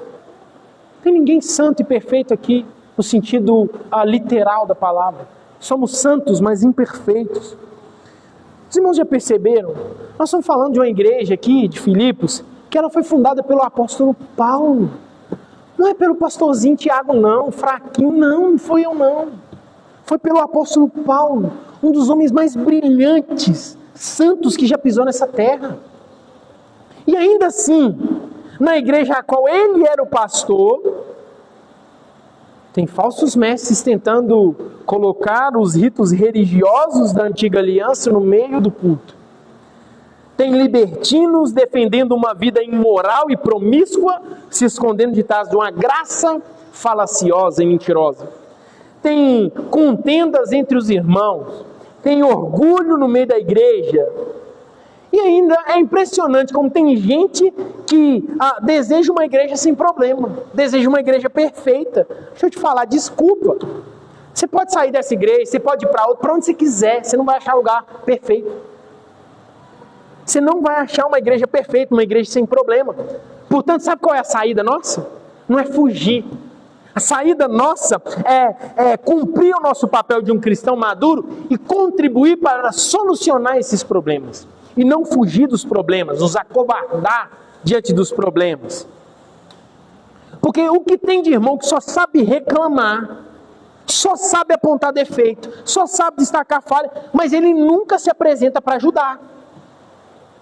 Ele prefere sair da igreja do que gastar tempo em ajudar a solucionar os problemas da igreja. É por isso que tem muito crente que fica de igreja em igreja. Ou ele está procurando uma bênção e ele só consegue ver bênção no sentido, se curou minha doença, eu estou na igreja. Se me deu dinheiro, eu estou na igreja. Se resolveu o problema entre mim e minha esposa, eu estou na igreja. Se isso não acontecer, eu estou fora. E também tem aquele irmão que chega e fala assim, nossa, mas dentro da igreja está acontecendo isso? É claro. Qual a surpresa? Não tem surpresa nisso não. Aqui é uma reunião de pecadores e nós vamos tratar esses problemas. Então, ao invés de reclamar, vem cá, arregaça as mangas e vamos juntos resolver os problemas. Precisamos ter raiz na igreja local, ter um pacto e raiz e falar assim, eu luto por essa igreja até o fim.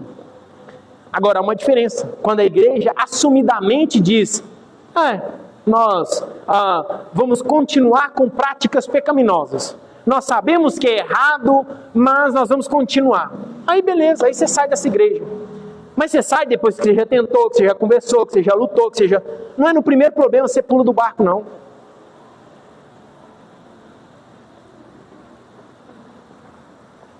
Viu um problema na igreja? Chama o pastor. Ore.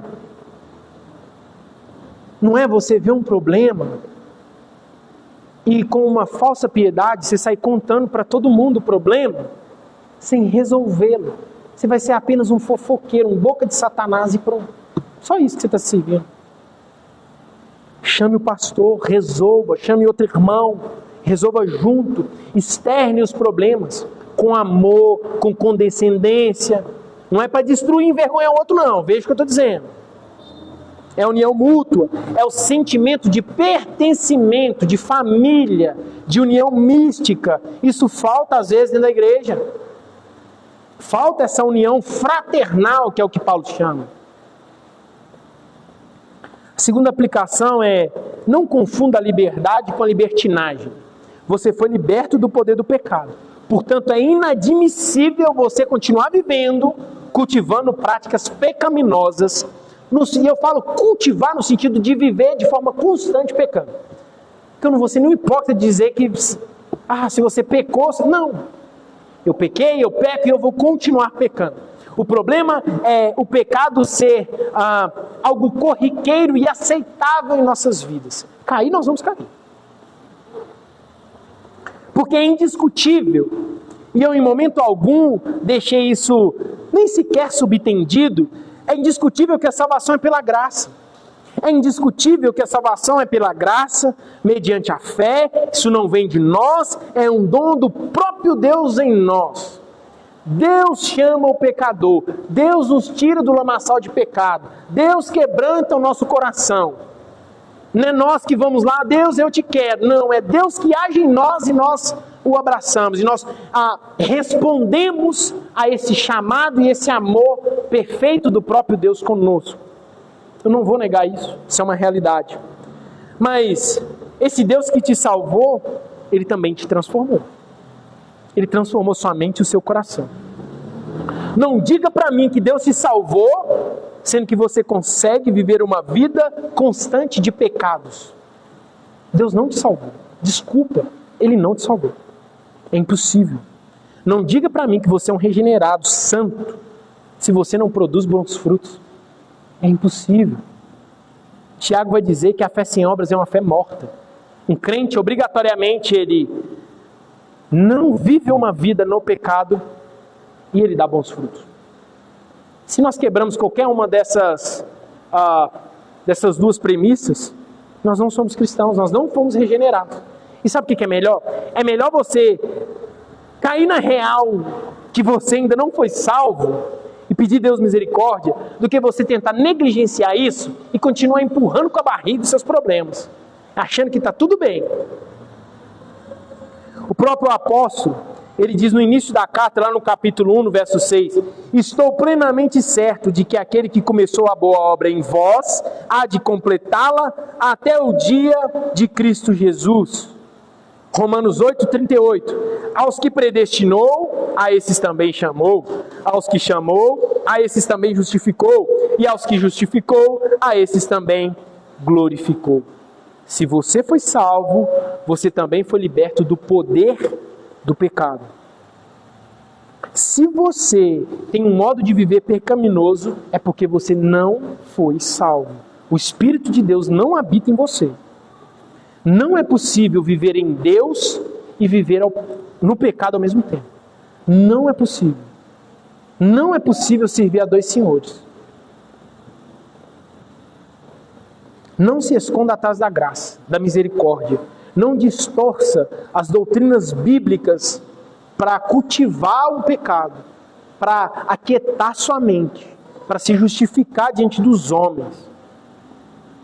A mesma Bíblia que nos ensina e fala que a salvação ela é inteiramente pela graça, um dom de Deus, e não é resultado de méritos humanos, é a mesma Bíblia que diz, seja santo, lute contra o pecado. É uma dualidade, a soberania de Deus e a responsabilidade humana. A soberania de Deus em te salvar, mas a sua responsabilidade em cultivar sua salvação, em desenvolver sua salvação, em ser santo, é uma obrigação sua. Em Efésios 2, 8 e 9, Paulo diz, pela graça sois salvos mediante a fé, isso não vem de vós, é um dom de Deus, não de obras para que ninguém se glorie. Aí tem muito irmão que para aqui, põe um ponto final, mas não para, continua, No versículo 10, Paulo diz, pois somos feituras dele, criados em Cristo Jesus, para boas obras, as quais Deus de antemão preparou para que andássemos nela. A mesma graça que nos salva é a mesma graça que nos transforma. 1 Pedro 1,14 diz assim, como filhos obedientes, não vos conformeis com as paixões que tinhais anteriormente, mas assim como é santo aquele que vos chamou, sede vós também santos em vosso procedimento. A salvação é pela graça? É, mas seja santo. É a mesma Bíblia que te conta como acontece a sua salvação, mas te mostra obrigações quanto àqueles que foram salvos, A santidade, nós não podemos olhar para a santidade e pensar que a santidade é um preço que nós estamos pagando para recebermos a salvação. Não é isso não. Mas a santidade ela é um fruto da salvação que te alcançou. É um fruto inevitável. A fé verdadeira, meus irmãos, ela produz obediência, porque o mesmo Cristo que morreu por nós habita em nós. E ele não compactua com o pecado. Portanto, meus irmãos, viva uma vida santa. Fuja da imoralidade. Fuja da ganância, da preguiça, da ira. Saiba que Deus te libertou. Deus nos liberta do poder do pecado. Nós podemos lutar contra essas coisas. Você pode lutar contra os seus pensamentos maus. Você pode lutar contra a sua natureza má. É obrigação sua, responsabilidade sua. Mas se ainda assim, lendo esse texto, ouvindo o sermão, se ainda assim alguém deseja continuar vivendo no pecado e achar que está passando desapercebido, pensar que o pastor não vai ver e de fato, talvez eu nunca veja ou saiba, achar que seu marido não vai saber, que a sua esposa não vai saber, isso te tranquiliza, você pensa que você está passando batido, tudo bem, continue. Continue. Vai. Paga para ver. A minha parte eu estou fazendo. Se você viver assim, o seu fim vai ser exatamente como esses libertinos aqui. Se você achar que é brincadeira, você vai perceber a realidade quando o seu destino for juntamente com Satanás e os anjos caídos.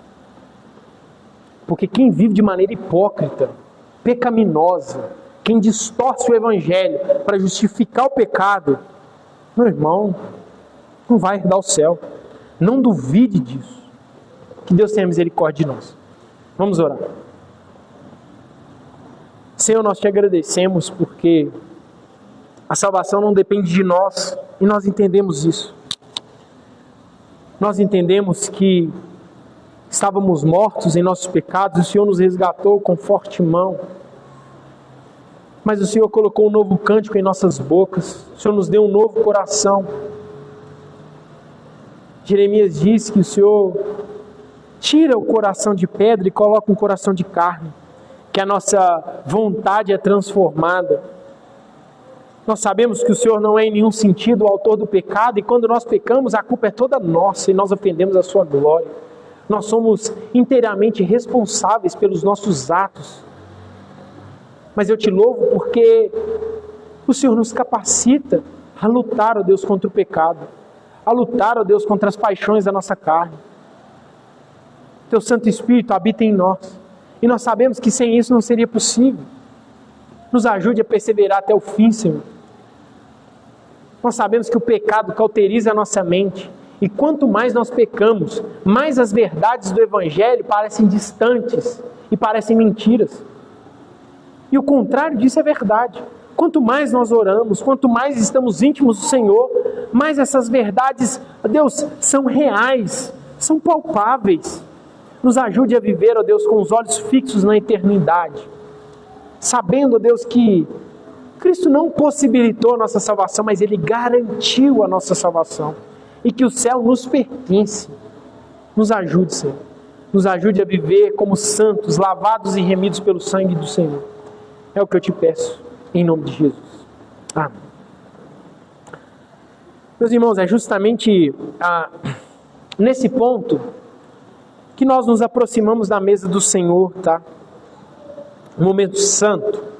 O momento pelo qual nós somos chamados a lembrar do preço da nossa redenção. É examinar o nosso coração diante do Deus que conhece o nosso coração. O Deus que sonda a nossa mente, que sabe as intenções nossas. Né? A ceia não pode ser vista como um ritual vazio, um ritual em si mesmo. Não é uma tradição, nós não estamos seguindo aqui uma tradição humana, de forma nenhuma, mas é um memorial do sangue derramado, do corpo partido por nós. E eu queria que os irmãos abrissem comigo em Mateus. Eu queria ler um texto com os irmãos. Em Mateus 26, nós vamos ler a partir do verso 20.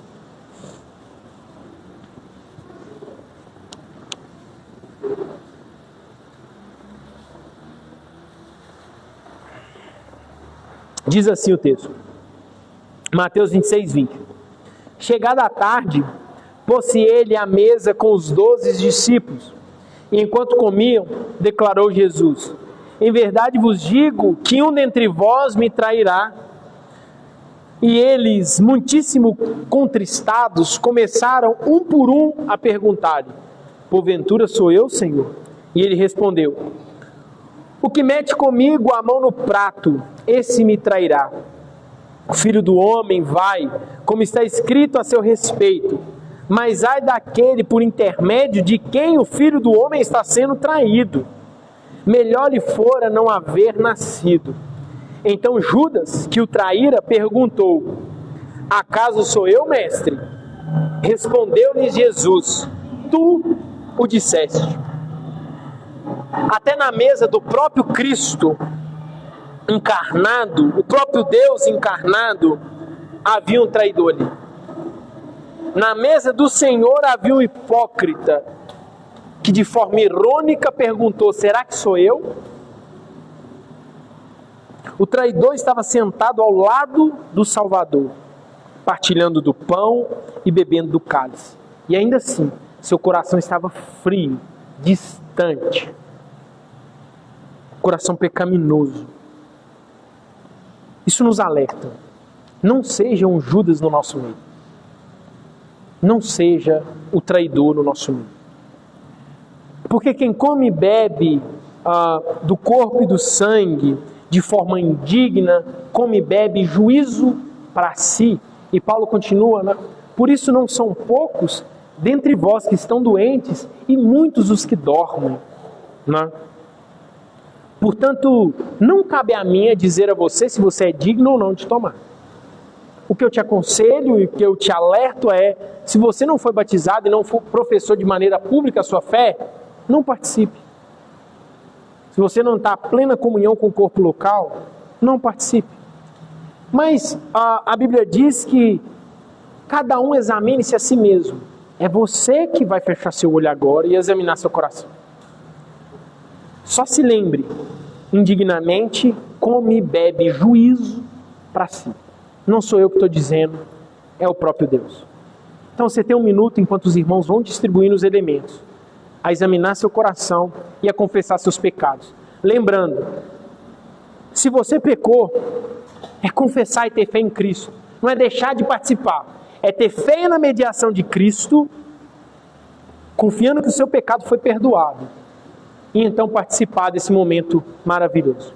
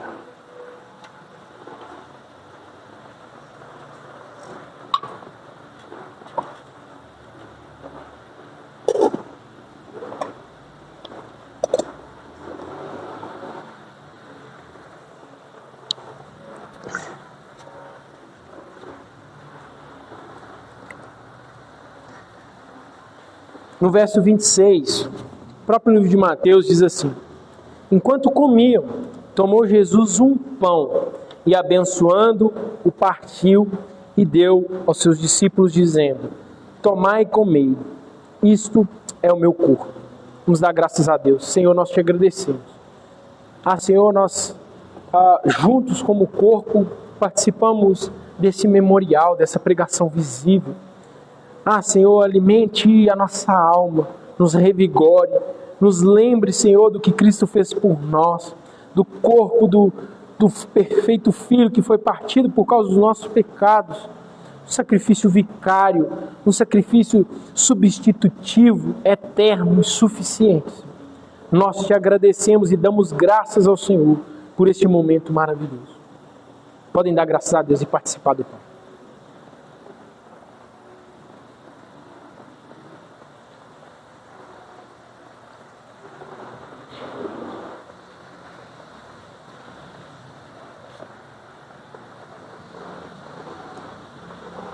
A seguir, tomou um cálice e, tendo dado graças, o deu aos discípulos, dizendo: bebei dele todos, porque isso é o meu sangue, o sangue da nova aliança, derramado em favor de muitos, para a remissão de pecados. E digo-vos que, desta hora em diante, não beberei desse fruto da videira, até aquele dia em que hei de beber novo convosco no reino de meu Pai.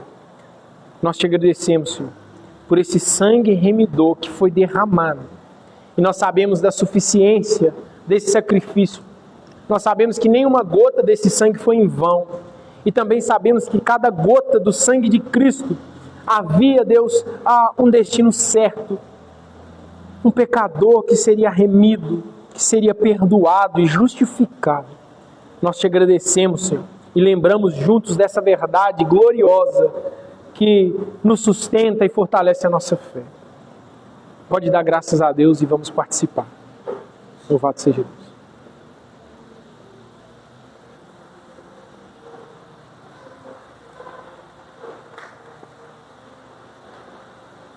Irmão Cleves, faz uma oração agradecendo a Deus, por favor.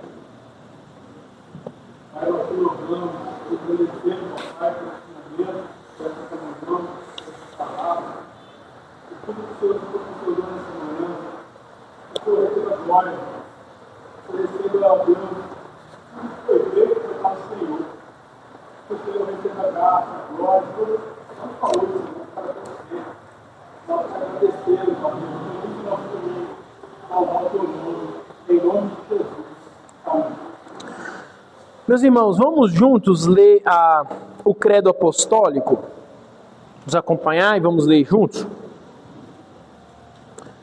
Diz assim: creio em Deus Pai Todo-Poderoso, Criador do céu e da terra, e em Jesus Cristo, seu único Filho, nosso Senhor, que foi concebido pelo Espírito Santo, nasceu da Virgem Maria, padeceu sob o poder de Pôncio Pilatos, foi crucificado, morto e sepultado, desceu à mansão dos mortos, ressuscitou ao terceiro dia, subiu ao céu, está sentado à direita de Deus Pai Todo-Poderoso, de onde há de vir julgar os vivos e os mortos. Creio no Espírito Santo, na Santa Igreja Universal, na comunhão dos santos, na remissão dos pecados, na ressurreição da carne, na vida eterna. Amém. Louvado seja Deus. Hoje a pergunta é a pergunta de número 110, né? Que regra Deus nos deu para o nosso direcionamento em oração? Vamos juntos? É útil para nos dirigir no que diz respeito à oração, mas a regra especial de direção.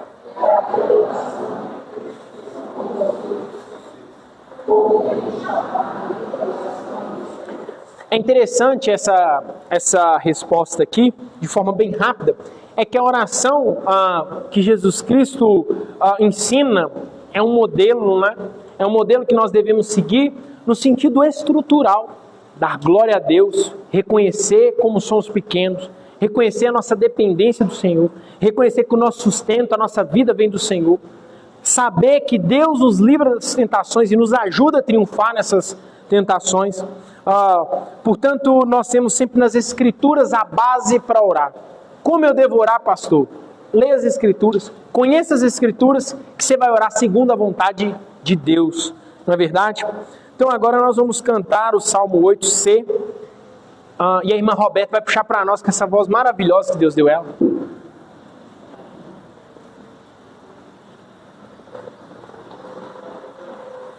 Aqui, André.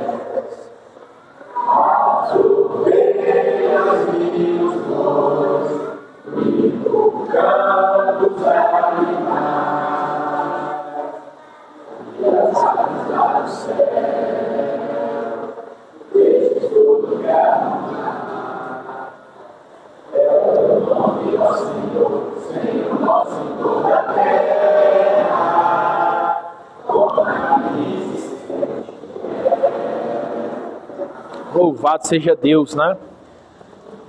Vamos orar e agradecer a Deus por este culto solene, pedir a Deus que nos leve em paz para nossas casas, nos abençoe e que o Espírito de Deus venha trabalhar em nossos corações, né? A respeito do sermão nessa manhã.